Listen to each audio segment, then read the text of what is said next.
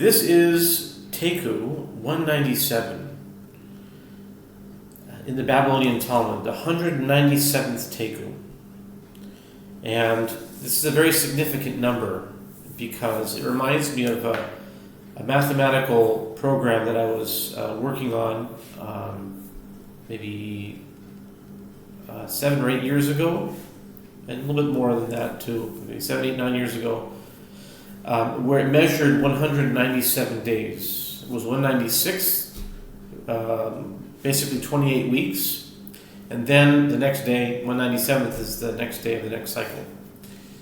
And I was doing that counting system for several years, actually.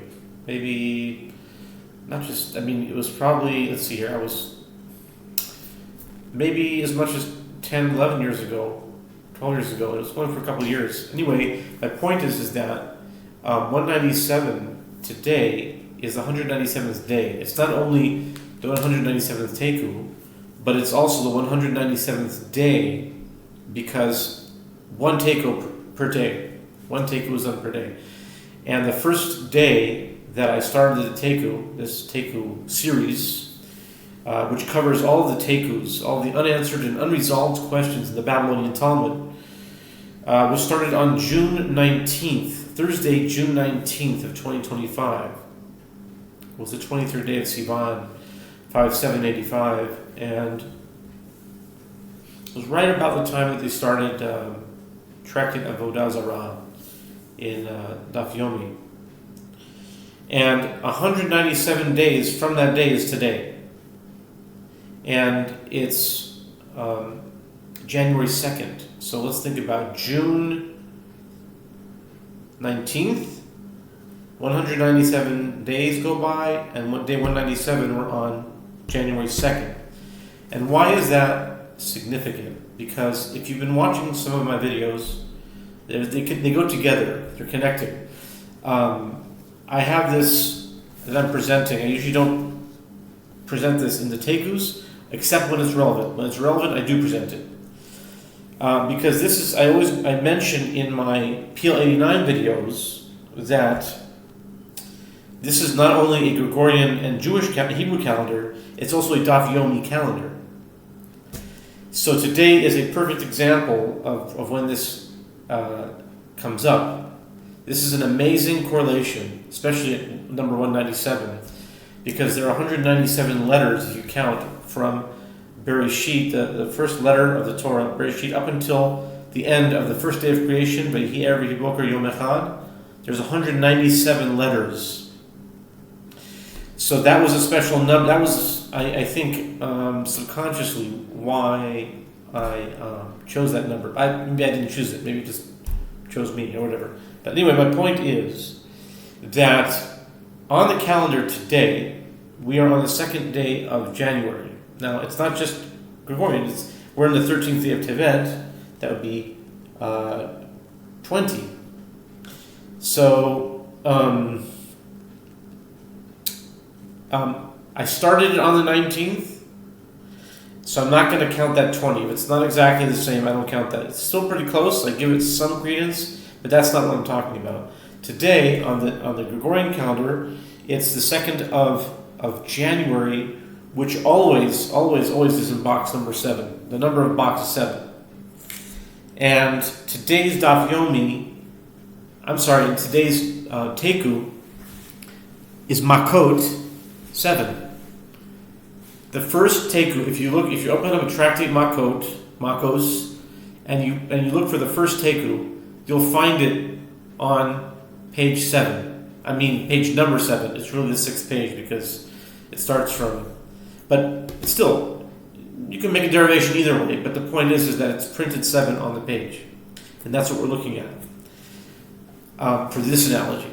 And what are the chances that I start on the 19th of June, go by 197 days, and come to this January 2nd, and the Taiku of today is on Makkot 7, and on the calendar, it's box 7.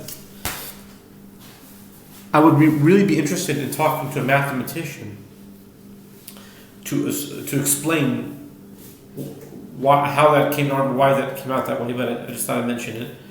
And here we go. This is the 197th Taiku, according to the book by Rabbi Aharon Yehoshua Pessin, called Taiku. He compiled all the unanswered questions to be answered by Elijah at the advent of the Messiah. Okay.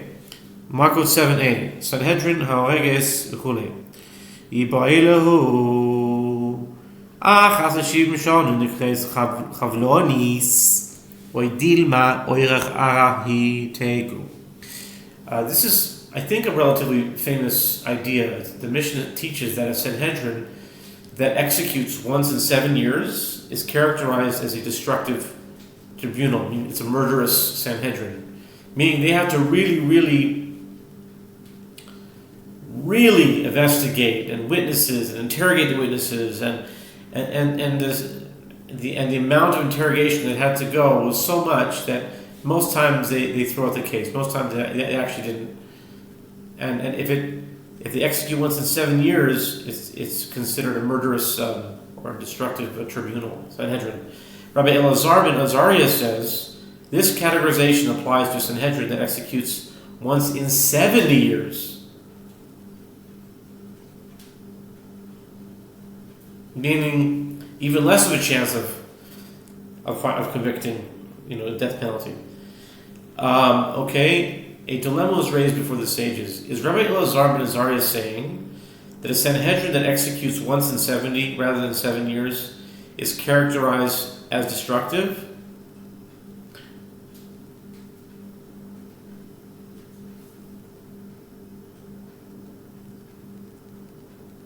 Or perhaps is he saying that the standard conduct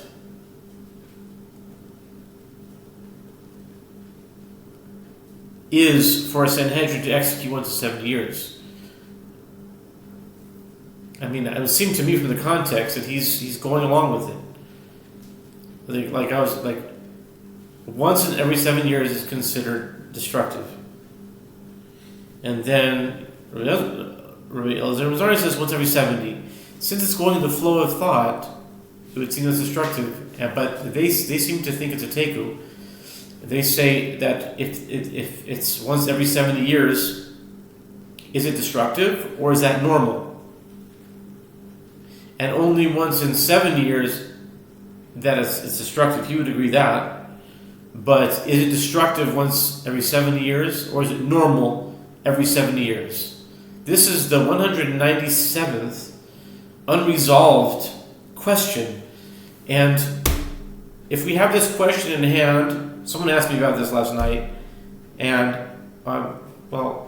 they asked me what's meaningful teiku to you, and I said,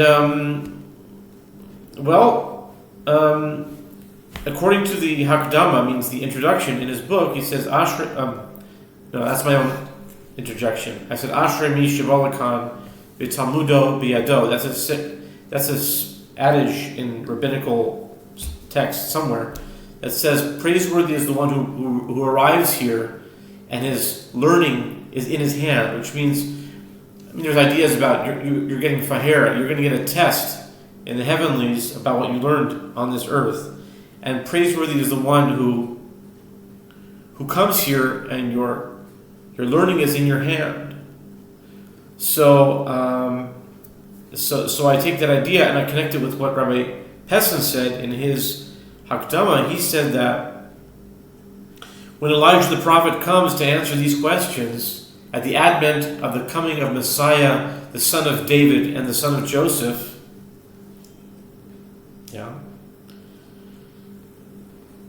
Elijah the prophet will have the opportunity to receive the answer. But how can there be an answer to a question that has not been asked? Which means that Elijah is not going to tell you the question. According to his book, we have to know the question, then you can ask Elijah. Shabbat Shalom.